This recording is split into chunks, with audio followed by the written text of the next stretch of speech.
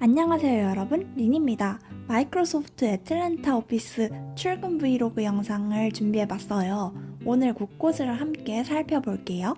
사실 저도 오피스를 거의 가본 적이 없는데요. 이번에 다른 분들 초대해서 구경시켜드리기로 해서 미리 견학차 오게 되었답니다. 사실 구독자분들인데요. 애틀랜타에 석사하러 오시는 분들 중에 제 구독자분들이 조금씩 숨어 있어요. 제가 유튜브를 시작한 지 1년 정도 됐을 때는 아무도 절대 안 만났던 것 같아요. 제가 사실 실제로는 제 생각을 그렇게 많이 공유하지도 의견을 막 주장하지도 않거든요.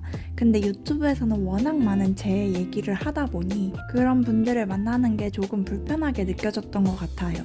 저는 그래서 실제 제 친구들한테는 제 유튜브도 잘 공유를 하지 않거든요. 유튜브 한다고 말하지도 않고요. 근데 아무튼 어느 순간부터는 만나기 시작했는데 아무래도 관심사도 비슷하고 추구하는 방향도 비슷하다 보니까 되게 잘 맞는 것 같더라고요. 그래서 올해도 조지아텍에 석사하러 오신 분들 중에 저한테 연락해 주신 분들이랑 그분들의 친구분들까지 해서 이번에는 마이크로소프트 오피스에 초대하기로 했답니다. 근데 저조차도 오피스를 모르면 어떻게 구경을 시켜드리나요?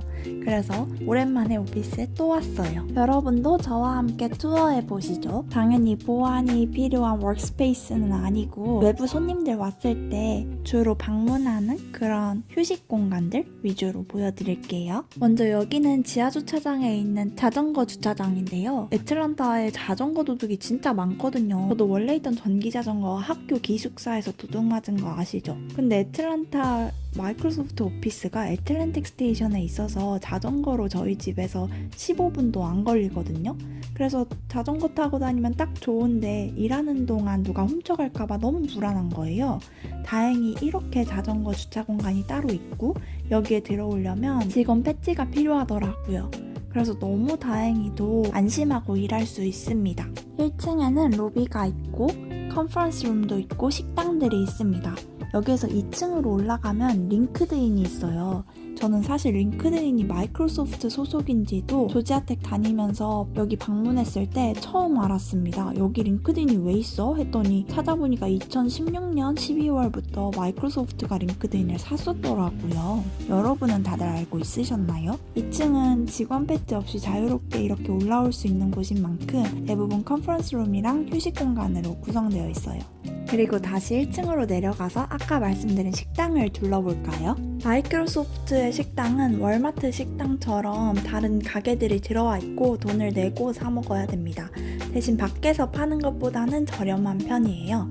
근데 요즘 워낙 재택하는 분들이 많다 보니 보시다시피 1층이 다 식당인데 이렇게 텅텅 비어 있어요. 그래도 식당은 전부 다 운영을 합니다. 그리고 또 회사 맞은편이 애틀랜틱 스테이션이라서 맛집들이 모여있기 때문에 거기 나가서 사 먹어도 됩니다. 그럼 이번에 반대편 건물로 가볼게요. 반대편 건물의 1층은 가라지가 있어요. 원래 미국에서 모든 아이디어는 차고에서 나온다. 테크 분야의 리더들은 다들 차고에서 시작했다. 이런 얘기들이 되게 많잖아요. 그래서 마이크로소프트에는 이렇게 가라지 컨셉의 공간이 있습니다. 제가 알기로는 다른 빅테크 중에서도 이런 공간을 마련한 곳이 있었던 것 같아요. 그리고 본사에는 훨씬 더 크게 있는데 애틀랜타에는 한 건물 1층에 이렇게 작게 마련이 되어 있어요. 쭉 걸어가니 녹음실도 있네요.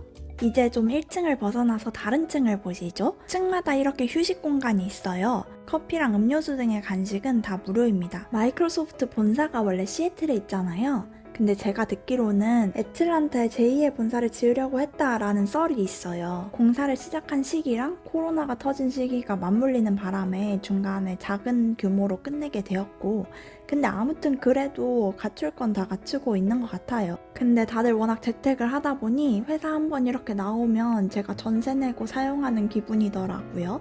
그나저나 이때는 제가 회사 입사한 지 얼마 안 됐을 때라 아직 배지를 못 받아서 이렇게 게스트 배지를 사용했답니다. 미국 엘리베이터들은 아파트도 그렇고 항상 어떤 출입증으로 찍어야지만 버튼이 눌리거든요. 저는 이거를 교환학생 왔을 때 처음 알았잖아요. 아무튼 맨 꼭대기층으로 왔는데요. 청소하시는 분들은 재택근무가 많더라도 매일 나와서 청소해 주시기 때문에 이렇게나 다 깨끗합니다. 사실 제가 나가면 곳곳에서 제일 많이 마주치는 직원들이 청소부 직원들인 것 같아요. 여기 꼭대기층은 휴식 공간을 좀 더 넓게 해서 작은 이벤트를 열기도 하고요.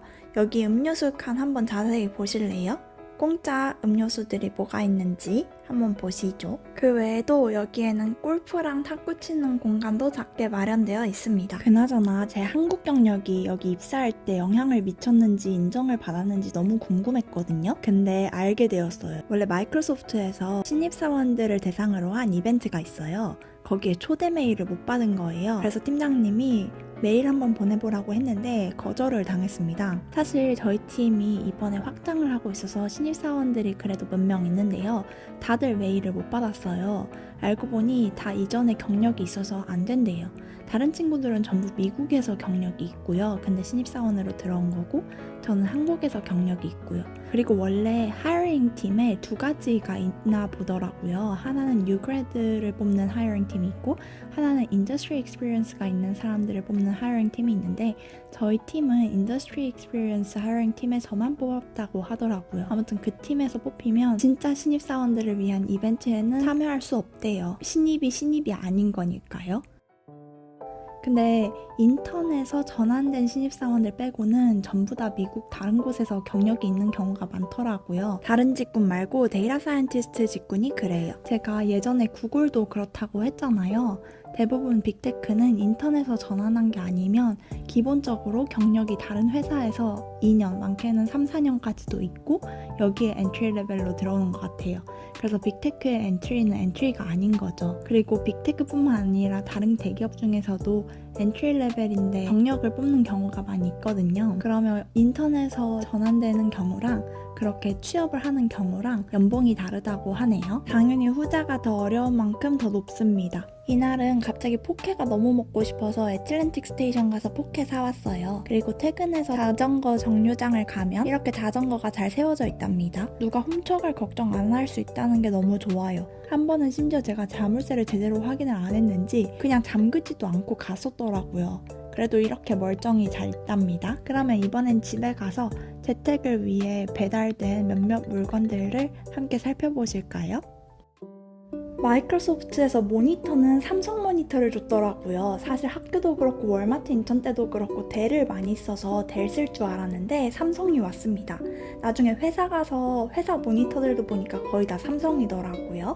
노트북도 2개나 받았어요. 하나는 서페이스인데요. 저는 서페이스 노트북을 이번에 처음 알았네요. 근데 원래 마이크로소프트 랩탑으로 유명하다고 하더라고요. 패드 정도의 규모고 작고 가벼워서 들고 다니기 딱 좋더라고요. 거기에 키보드랑 마우스를 따로 줘서 이렇게 쓰라고 하나 보다 라고 생각을 했는데 나중에 서페이스용 키보드도 또 왔습니다. 이거 말고도 노트북이 사실 하나 더 왔는데요. 그거는 마이크로소프트에서 엄청 보안 데이터나 보안 프로그램을 해야 할 때 사용할 수 있는 노트북이에요. 그래서 총 노트북이 2개네요. 그나저나 저희 매니저의 매니저분이 팀회의에서 얘기를 해주셨는데 제 포지션의 지원자가 6,000명이 넘었대요. 어마어마하지 않나요? 약간 한국에서는 정말 상상도 못할 규모인 것 같아요. 그 중에서 제가 뽑혔다니 정말 믿기지가 않네요. 근데 저희 팀은 말씀드렸다시피 확장 중이었어가지고 저 전에 한 명을 뽑았고 그 다음에 저 뽑고 그 다음에 한 명 더 뽑고 마감했거든요. 그러니까 사실상 6,000명 이상 중에 3명 정도를 뽑은 거죠. 그래서 매니저가 너네 스스로를 자랑스러워 하라고 얘기해 준 거예요. 거기에 어쨌든 들어갔다는 게 너무 영광입니다. 아무튼 재택을 하다 보니까 이 모든 용품들이 다 집으로 오는데 한 달이 좀 넘게 걸쳐서 하나씩 와서 거의 매주 선물 받는 기분으로 이것저것 받았네요. 이 키보드가 아까 말한 서페이스 키보드예요.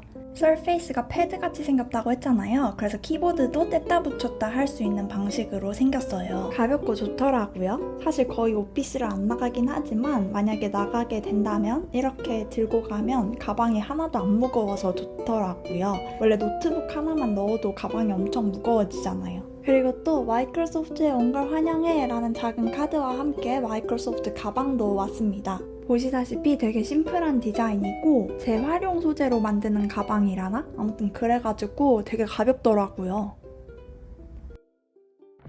아무튼 오늘 회사 투어 잘 보셨나요? 제가 브이로그는 보는 사람이 그렇게 많지 않다고 생각하기 때문에 더 편하게 제 정보랑 의견을 얘기하게 되는 것 같아요. 그럼 오늘도 제 방에서 보이는 예쁜 노을로 마무리할게요. 끝!